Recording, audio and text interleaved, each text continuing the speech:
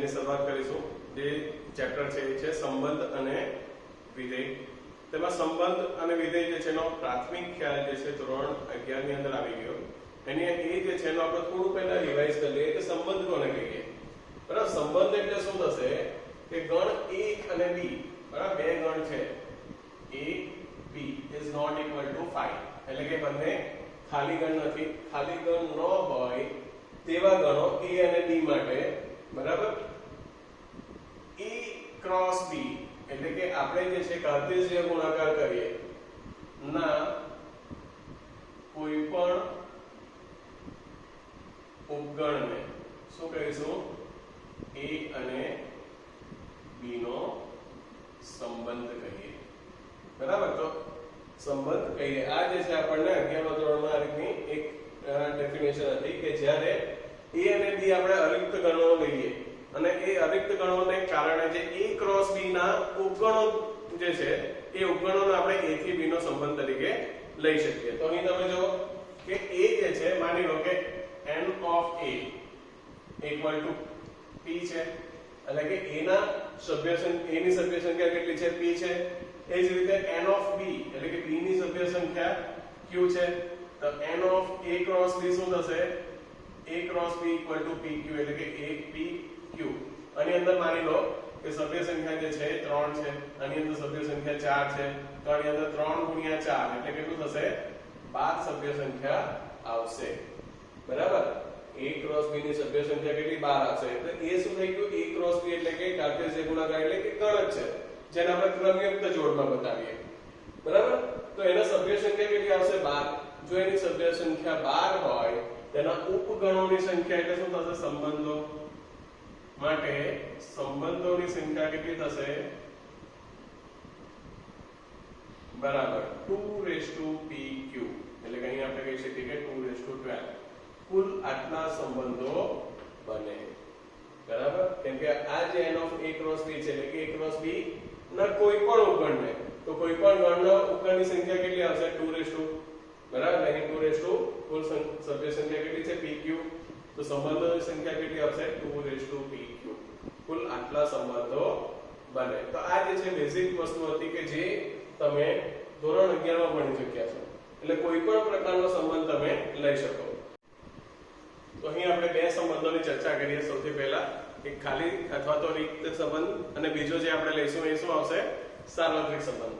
તો ખાલી સંબંધ એટલે શું કે કોઈ ગણ a છે તો a નો કોઈ પણ ઘટક એટલે કે a નો દરેકે દરેક ઘટક જો a ના બીજા કોઈ ઘટક સાથે સંબંધ ધરાવતો ન હોય, બરાબર, સંબંધ ધરાવતો ન હોય એટલે કે a નો સભ્ય જે છે કોઈ પણ ઘટક સાથે સંબંધ જ નહીં ધરાવતો હોય તો એવો જે સંબંધ એને આપણે શું કહીશું? ખાલી સંબંધ.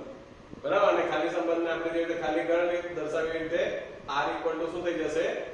5, જે a ક્રોસ a નો સભ્ય છે. અહીં a ક્રોસ a નો સભ્ય છે. એ જ રીતે આપણે લઈએ સાર્વત્રિક સંબંધ. તો a નો ઘટક એ a ના દરેકે દરેક સભ્ય સાથે સંબંધ ધરાવતો હોય. બરાબર, અને સંબંધ ધરાવતા આપણે શું લઈએ? માની લો કે આ એક ગણ a છે, એના અંદર 3 ઘટક છે. એ જ રીતે બીજો ગણ એ પણ એક છે આપણી પાસે, એટલે કે 1 2 3. તો એનો મતલબ શું થશે કે અહીં a જે છે એનો ઘટક 1 એ એક સાથે પણ સંબંધ ધરાવે, બે સાથે પણ ધરાવે, 3 સાથે પણ ધરાવે, એટલે કે દરેક ઘટક સાથે ધરાવે. એ રીતે બે એક સાથે પણ ધરાવે, બે સાથે પણ ધરાવે, 3 સાથે પણ ધરાવે. અને 3 જે છે પણ એક સાથે, બે સાથે, 3 સાથે, મતલબ કે દરેકે દરેક ઘટક સાથે સંબંધ ધરાવે. તો એવો જે ગણ, એવો જે સંબંધ એને શું કહીશું આપણે? સાર્વત્રિક સંબંધ. એટલે કે r equal to શું આવશે? a cross a એટલે કે દરેકે દરેક સભ્યની અંદર આવી જાય તેવો સંબંધ એને આપણે શું કહીશું? સાર્વત્રિક સંબંધ. અહીં ગણ a જે છે એ છોકરાઓની શાળાના વિદ્યાર્થીઓનો ગણ, એટલે કે દરેકે દરેક બધા છોકરાઓ જ છે, છોકરાઓની શાળા છે, એટલા માટે બે સંબંધ આપેલા છે. પહેલો સંબંધ શું? a b એટલે કે છોકરાઓમાંથી કોઈ બી બેને પસંદ કરવાના અને a એ b ની બહેન છે. બરાબર, તો અહીં તમે જો બધા શાળાની અંદર બધા છોકરાઓ જ છે, કોઈ છોકરી નથી, તો a એ b ની બહેન એ શક્ય નથી.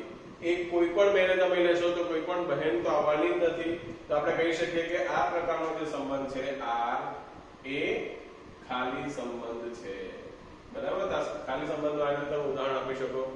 બીજું તમને શું કીધું, R ઇક્વલ ટુ એટલે કે R ઇક્વલ ટુ AB કે જ્યાં A અને B વચ્ચેની ઊંચાઈનો તફાવત 3 મીટર કરતા ઓછો છે. ચલો 3 મીટર એટલે આપણે સાદી ગણતરી કરીએ તો આશરે 3 ફૂટ, બરાબર. રાઉન્ડ ફિગરમાં આપણે લઈએ તો 3 ફૂટ એટલે 1 મીટર થશે. તો આ 3 મીટર છે એટલે કેટલું થશે, 9 ફૂટ. તમે જો કોઈ પણ આખી દુનિયામાં સૌથી લાંબામાં લાંબો માણસ જે છે એની ઊંચાઈ પણ 9 ફૂટ નથી, બરાબર. તો એ 9 ફૂટ જેટલી ઊંચાઈ, બરાબર. માની લો કે ધારી લઈએ કે એક માણસની 9 ફૂટ જેટલી ઊંચાઈ હોય અને બીજાની જે છે ઓછામાં ઓછી ઊંચાઈ આપણે 1 ફૂટ બી લઈએ તો એ બે વચ્ચેનો તફાવત જે છે એ 9 ફૂટ કરતા તો ઓછો જ થવાનો. એટલે કોઈ પણ બે વિદ્યાર્થી લો તો એની ઊંચાઈ જે છે એ 3 મીટર કરતા ઓછી જ થશે હંમેશા. એનો મતલબ કે આ જે છે એની અંદર બધા જ વિદ્યાર્થીઓનો સંબંધ જે છે આવી જશે. કોઈ પણ બે વિદ્યાર્થી વચ્ચેની ઊંચાઈ 3 મીટર કરતા ઓછી જ થશે. તો આ R જે છે એ શું થશે, equal to A cross A એટલે કે સાર્વત્રિક સંબંધ થશે. તો આ ખાલી સંબંધ છે, જ્યારે આ જે છે સાર્વત્રિક સંબંધ છે. સંબંધોના પ્રકારમાં આપણે આગળનો ટોપિકની ચર્ચા કરીએ. એની અંદર સ્વવાચકતા, સંમિતતા અને પરંપરિતતા. આપણે આગળ રિક્ત સંબંધ અને સાર્વત્રિક સંબંધની ચર્ચા કરી છે. હવે સ્વવાચકતા જે છે એટલે કે કોઈ ગણ એ આપણે લઈએ કે જેને પર વ્યાખ્યાયિત સંબંધ R છે, મતલબ કે એક જ ગણ છે આપણે માની લો, બરાબર. એ ગણના ઘટકો જે છે એને અનુરૂપ જે વ્યાખ્યાયિત સંબંધ છે R. તો પ્રત્યેક આ શબ્દ આ ઇમ્પોર્ટન્ટ છે કે પ્રત્યેક A બિલોંગ્સ ટુ A માટે એટલે કે એના દરેકે દરેક ઘટક માટે A બિલોંગ્સ ટુ R થાય. એટલે કે ઘટક જે છે પોતાની સાથે જ સંબંધ ધરાવતો હોવો જોઈએ. તો એવા પ્રકારનો જે સંબંધ એને આપણે શું કહીશું, સ્વવાચક સંબંધ. આ ઇમ્પોર્ટન્ટ છે. A એટલે શું થાય, પોતાની સાથે સંબંધ ધરાવતો હોવો જોઈએ. બીજું જે છે સંમિતતા. સંમિતતા એટલે શું થશે કે પ્રત્યેક AB બિલોંગ્સ ટુ R એટલે કે અહીંયા જો બે અલગ ઘટક છે A અને B. જો AB બિલોંગ્સ ટુ R માટે જો AB બિલોંગ્સ ટુ R થાય એટલે કે ઘટક A, B, પ્રથમ ઘટક A છે, બીજો ઘટક B છે. જો એ R નો સભ્ય હોય તો BA, પ્રથમ ઘટક B અને બીજો ઘટક A એ પણ R નો સભ્ય થવો જ જોઈએ. જો AB બિલોંગ્સ ટુ R હોય તો BA બિલોંગ્સ ટુ R થવો જ જોઈએ. તો એને શું કહીશું, સંમિત સંબંધ. એ પ્રકારનો સંબંધને આપણે સંમિત સંબંધ કહીશું. અને ત્રીજું જે છે પરંપરિત. પરંપરિતતા એટલે શું થશે કે અહીં આપણે 3 ઘટકો લઈશું, A, B અને C. તો એની અંદર AB બિલોંગ્સ ટુ R છે, BC બિલોંગ્સ ટુ R છે, બરાબર. એટલે કે AB બિલોંગ્સ ટુ R છે. અહીં B જો અહીં AB છે તો અહીં B થી સ્ટાર્ટ થશે, BC બિલોંગ્સ ટુ R છે. તો A અને C પણ R નો સભ્ય હોવો જોઈએ. અહીંયા CA નથી લખવાનું, AC જ આ ક્રમ જળવાવો જોઈએ કે AC બિલોંગ્સ ટુ R થાય. તો એ પ્રકારનો જે સંબંધ છે એને આપણે પરંપરિત સંબંધ કહીશું. અને જો સંબંધ સ્વવાચક, સંમિત અને પરંપરિત ત્રણ પ્રકારનો હોય તો એવા સંબંધને આપણે કહીશું સામ્ય સંબંધ. એવા સંબંધને આપણે શું કહીશું, સામ્ય સંબંધ. એને આપણે દાખલા કરતા જઈએ એટલે આપણને વધારે આઈડિયા આવશે. ઉદાહરણ 4 જો. ઉદાહરણ 4 ની અંદર એક ગણ આપ્યો છે 1 2 3. આપણે માની લો કે ગણ જે છે આપણી પાસે A છે 1 2 3 અને સંબંધ R તમને આપી દીધો છે. સંબંધ R ઇક્વલ ટુ શું આપેલું છે, 1 1 2 2 3 3 1 2 અને 2 3. તો અહીં તમે જો કે આપણી પાસે 3 જ ઘટકો છે 1 2 અને 3. એનો મતલબ કે સ્વવાચકતા અગર મારે ચેક કરવું છે તો 1 નો 1 સાથે, 2 નો 2 સાથે અને 3 નો 3 સાથે. જો દરેકે દરેક ઘટક માટે 1 1 આવી ગયું છે, 2 2 આવી ગયું છે, 3 3 આવી ગયું છે. તો આપણે લખી શકીએ કે for all x belongs to A માટે અથવા તો for all small a belongs to capital A માટે શું છે, A બિલોંગ્સ ટુ R છે. માટે R સ્વવાચક છે. સ્વવાચક સંબંધ છે. તો સ્વવાચકતા આપણે ચેક કરી લીધી. હવે આપણે બીજું જે ચેક કરીએ શું, સંમિતતા. તો સંમિતતાની અંદર શું કરવાનું છે, એ બી બિલોંગ્સ ટુ આર હોય તો બી એ બિલોંગ્સ ટુ પણ આર થવું જોઈએ, એટલે કે બે અલગ ઘટકો હોય તેવા ઘટક લઈએ તો 1 2, તો અહીં 1 2 બિલોંગ્સ ટુ આર છે, 1 2 જે છે એ બી બિલોંગ્સ ટુ આર છે, પરંતુ 2 1 does not belongs to R, 2 1 વાળો કોઈ પણ ઘટક નથી. 1 2 હોય તો 2 1 પણ હોવો જ જોઈએ, તેવી જ રીતે 2 3 હોય તો 3 2 પણ હોવો જ જોઈએ, પણ આપણી પાસે 3 2 પણ નથી. આપણે ખોટું સાબિત કરવા માટે કોઈ પણ એક આપણા માટે અગત્યનું છે, એટલે આપણે કોઈ પણ એક ઉદાહરણ આપીને તમે કહી શકો કે એ ખોટું છે. માટે આર સંમિત સંબંધ નથી. બરાબર. હવે ત્રીજું આપણે ચેક કરી લઈએ, પરંપરિતા. પરંપરિતામાં શું કીધું? પરંપરિતામાં જો એ બી બિલોંગ્સ ટુ આર હોય, બીસી બિલોંગ્સ ટુ આર હોય તો એસી બિલોંગ્સ ટુ પણ આર થવું જોઈએ. તો અહીં જો, અહીં 1 2 બિલોંગ્સ ટુ આર, તથા અહીંયા 2 છે તો 2 ની સાથે થાય 2 3 belongs to R. 1 2 belongs to R છે, 2 3 બિલોંગ્સ ટુ આર છે, પરંતુ 1 3 એસી લેવાનું, 1 3 does not belongs to R થશે, does not belongs to R થશે. માટે અથવા તો આર છે આ તો, માટે આર એ પરંપરિત સંબંધ નથી. તો આ જે સંબંધ છે પરંપરિત નથી. તો જો સંબંધ જે છે સ્વવાચક આવ્યો, સંમિત નથી પરંતુ પરંપરિત નથી. હવે આપણે એની પછી કહી શકીએ કે સામ્ય સંબંધ છે કે નહીં? તો સામ્ય સંબંધની વ્યાખ્યા શું? કે સંમિત પણ થવો જોઈએ, પરંપરિત પણ થવો જોઈએ અને સ્વવાચક પણ થાય, એટલે કે ત્રણે ત્રણ સંબંધ જો ધરાવતા હોય તો જ એને આપણે સામ્ય સંબંધ કહી શકીએ. તો આના પરથી આપણે ખાલી સ્વવાચક જ છે, બાકીના બે સંબંધ અસ્તિત્વ નથી, એટલા માટે આપણે શું કહી શકીએ કે એ આ જે સંબંધ છે એ સામ્ય સંબંધ નથી. હવે આની અંદર માની લો કે મારે આને સામ્ય સંબંધ બનાવવો છે, તો હું શું કરું કે આની અંદર બે ઘટકો જે છે, એક 2 1 એડ કરી દઉં અને બીજું 3 2 એડ કરી દઉં. તો જો આ બે ઘટકને આપણે એડ કરીએ તો જો 1 2 બિલોંગ્સ ટુ આર તો 2 1 બિલોંગ્સ ટુ આર થઈ જશે. બરાબર. તેવી રીતે 2 3 બિલોંગ્સ ટુ આર તો 3 2 બિલોંગ્સ ટુ આર થઈ જશે. એનો મતલબ કે આપણો સંબંધ જે છે એ સામ્ય સંબંધ થઈ જશે.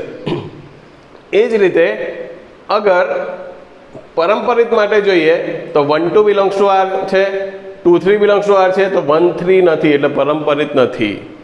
બરાબર. 3 2 છે પરંતુ 3 1, બરાબર. એ રીતે તમે 1 3 જોઈએ તે 1 3 નથી. તેવી રીતે બીજું કોઈ લઈએ 2 3 બિલોંગ્સ ટુ 3 2 તો 2 2 એ તો છે, પણ આપણી પાસે જે 1 3 વાળો ઘટક જે છે એ નથી, એટલા માટે આપણે કહી શકીએ કે એ સંબંધ પરંપરિત નથી. એનો મતલબ કે પરંપરિત પણ મારે બનાવવું હોય તો આની અંદર મારે હજી 1 3 ને એડ કરી દેવો પડે. જો હું આની અંદર 1 3 એડ કરી દઉં તો આ સંબંધ જે છે પરંપરિત પણ થઈ જશે, એટલે આપણે સંબંધ જે છે સામ્ય સંબંધ બની જાય. આપણે સંમિત, સ્વવાચક અને પરંપરિત માટે એક બે ઉદાહરણો જોઈએ. ઉદાહરણ 2 જે છે એની અંદર શું કીધું? ટી એ સમતલમાં આવેલ બધા જ ત્રિકોણોનો ગણ છે. એક જ સમતલમાં આવેલા બધા ત્રિકોણોનો ગણ હોય અને સંબંધ આર કેવી રીતે વ્યાખ્યાયિત છે કે T1 T2 કે જ્યાં T1 અને T2 એકરૂપ છે. બરાબર. એટલે કે બે ત્રિકોણ લઈએ તો એ બંને એકરૂપ છે. તો એકરૂપ ત્રિકોણોનો સંબંધ આપણે સંબંધ તરીકે લીધો છે. તો અહીં આપણે એક સામ્ય સંબંધ છે એવું આપણે સાબિત કરવાનું છે. એનો મતલબ કે સ્વવાચક પણ સાબિત થશે. તો આપણે સૌથી પહેલા લઈએ સ્વવાચક માટે. સ્વવાચકતા ચકાસીએ તો for all T1 belongs to T માટે. બરાબર. T1 એટલે ત્રિકોણ છે, કોઈ એક ત્રિકોણ છે, અને ટી જે છે ત્રિકોણોનો ગણ છે. T1 બિલોંગ્સ ટુ ટી માટે T1 બિલોંગ્સ ટુ આર થશે. કારણ શું? કે કોઈ પણ ત્રિકોણ એ પોતાની સાથે તો એકરૂપ જ થવાનો. બરાબર. એટલા માટે શું થશે? બધા જ ત્રિકોણ T1 માટે પોતાની સાથે એકરૂપ થશે જ. માટે આર એ સ્વવાચક સંબંધ છે. બરાબર. એ સ્વવાચક સંબંધ છે. જો એ સ્વવાચક સંબંધ છે, હવે આપણે ચેક કરીએ સંમિત. સંમિતતા માટે શું થશે? For all T1 T2 belongs to R, તો T2 T1 belongs to R થશે.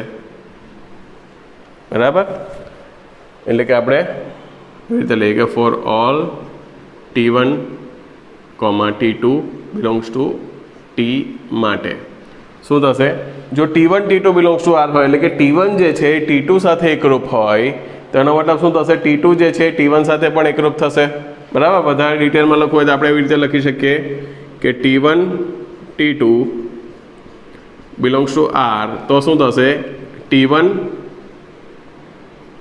એકરૂપ છે T2, T1 જે છે T2 સાથે એકરૂપ છે, એનો મતલબ શું થશે? T2 જે છે એ T1 સાથે એકરૂપ થશે. એનો મતલબ શું લખી શકીએ કે T2 T1 belongs to R માટે R એ સમમિત સંબંધ છે. R જે છે કેવો છે?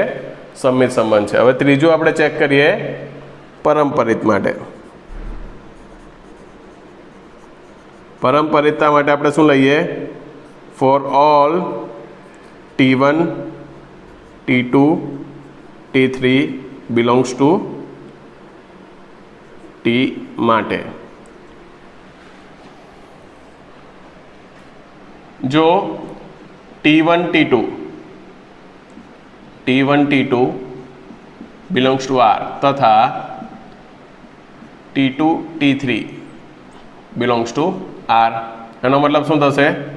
તો T1 એકરૂપ છે T2, T1 જે છે T2 સાથે એકરૂપ છે તથા T2 જે છે એ T3 સાથે એકરૂપ છે. જો T1 T2 સાથે એકરૂપ હોય અને T2 T3 સાથે એકરૂપ હોય તો T1 અને T3 એટલે કે પહેલો અને ત્રીજો ત્રિકોણ પણ એકરૂપ થશે. સો T1 એકરૂપ છે T3 એવો થશે. એનો મતલબ કે T1 T3 belongs to R. તો આપણે શું સાબિત થયું કે T1 T2 belongs to R, T2 T3 belongs to R, તો T1 T3 belongs to R માટે R એ પરંપરિત છે. તો હવે આપણે જે સંબંધ છે એ સ્વવાચક પણ થઈ ગયો, સંમિત પણ થઈ ગયો અને પરંપરિત પણ થઈ ગયો. એનો મતલબ કે માટે આપેલ સંબંધ સામ્ય સંબંધ છે. હવે આ જ રીતે આપણે બીજો સમ જોઈએ. બીજા સમની અંદર શું કીધું છે? સંબંધ જે L જે છે એ સમતલમાં આવેલ બધી રેખા એટલે એક જ સમતલમાં આવેલી રેખાઓ છે અને એના માટે આપણે સંબંધ જે આપેલો છે કે L1 અને L2 બંને લંબ છે, એટલે બે રેખાઓ લંબ હોય તેવા પ્રકારનો સંબંધ છે. તો આપણે ચકાસવાનું છે સ્વવાચક, સંમિત, પરંપરિત. બરાબર, તો સૌથી પહેલા સ્વવાચકતા માટે શું થશે? For all L1 belongs to L માટે કોઈ પણ આપણે રેખા લઈએ તો એ રેખા જે છે એ પોતાની સાથે જ લંબ તો શક્ય નથી. માટે શું થશે? L1 does not belongs to R માટે R એ સ્વવાચક સંબંધ નથી. તો હવે આપણે ચેક કરીએ સંમિતતા. સંમિતતા માટે શું થશે? For all L1 L2 belongs to L માટે જો L1 L2 belongs to R, જો L1 અને L2 જે છે એ R ના સભ્ય હોય તો શું થશે? L1 perpendicular to L2 એટલે કે બંને રેખાઓ જે છે એકબીજાને લંબ છે. જો પહેલી રેખા જે છે એ બીજી રેખાને લંબ હોય અને આપણે L1 કહીએ, L2 કહીએ, તો બીજી રેખા જે છે એ પણ પહેલી રેખાને લંબ થાય, ઉલટું થવાનું છે, શક્ય થશે. સો L2 perpendicular to L1 તો શું થશે?